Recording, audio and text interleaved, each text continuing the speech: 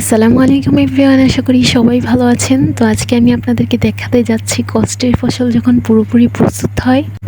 তো এই হচ্ছে বিগত 6 মাসের কষ্টের ফসল। যাই হোক, আমাদের বাড়িতে ধান ভাঙানোর মেশিন চলে আসছে, যেহেতু আমরা পুরোপুরি ধান সিদ্ধ করে রোদে শুকিয়ে পুরোপুরি প্রস্তুত করে রেখেছি, তাই আজকে মেশিন চলে আসছে ধান ভাঙিয়ে চাল বানানোর জন্য, চাল ছাড়ানোর জন্য। তো যাই হোক, দেখুন এটা হচ্ছে ধান ভাঙানোর মেশিন। এখানে ধান দেওয়া হয়, তারপর নিচ দিয়ে একটা প্রসেসে একদিক দিয়ে চাল যায় আর আরেক দিক দিয়ে আপনার খুদ যাকে বলে, আর এটা হচ্ছে আমাদের সেই চাল। তো চাল দেখেই মন ভরে যায়। তো গ্রামের গৃহস্থির চাল মাশাল্লাহ অনেক সুন্দর হয়েছে। তো আমাদের কাছে কিন্তু দেশীয় প্রসেসে এই দেশি চাল খেতে খুবই ভালো লাগে। আপনারা হয়তো যারা শহরে থাকেন তারা হচ্ছে আপনারা বস্তার মিনিকেট চাল সেটা খেয়ে থাকেন। তো এটা হচ্ছে সরাসরি অর্গানিক চাল, এবং এই চালের ভাত কিন্তু আমরা যে কোনো জিনিস দিয়েই খুব সুন্দর করে মানিয়ে নিতে পারি।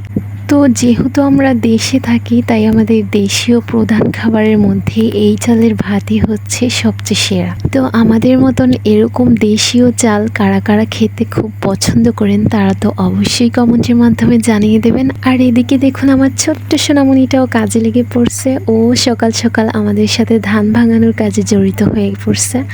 যাই হোক, আমার মেয়েটা অনেক মনোযোগ সহকারে কাজগুলো করতেছে। আর সবাই আমার মেয়েটার জন্য দোয়া করবেন অনেক অনেক, সে যেন বড় হয়ে অনেক ভালো কিছু হতে পারে। তো কাজ কিন্তু এখানেই শেষ নয়। তো আয়শার বাবাই এদিক দিয়ে ধান দিচ্ছে আর ওদিক দিয়ে চাল আসতেছে।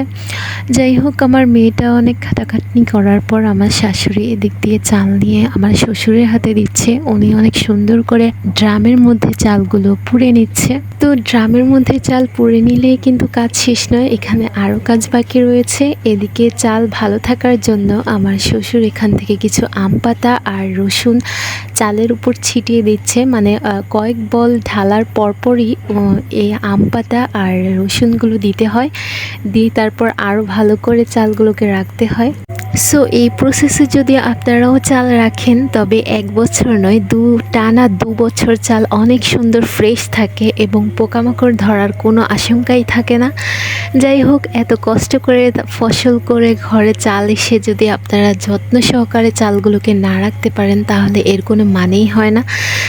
সো আশা করি আজকের ভিডিওটা আপনাদের অনেক অনেক ভালো লেগেছে। তো আপনারা যারা দেশে গ্রামে অঞ্চলে আছেন তারা তো অবশ্যই জানেন ধান কিভাবে বানতে হয়। তো আমি এই ভিডিওটা দেওয়ার এই মূল উদ্দেশ্য হচ্ছে, শহরের মানুষ অনেকেই জানে না ধান কি প্রসেসে ধান থেকে চাল আসে। সো সবার কাছে কেমন লাগলো আশা করি কমেন্টের মাধ্যমে জানাবেন। আজকের জন্য এই পর্যন্তই। সবাই ভালো থাকবেন, সুস্থ থাকবেন। আল্লাহ হাফেজ।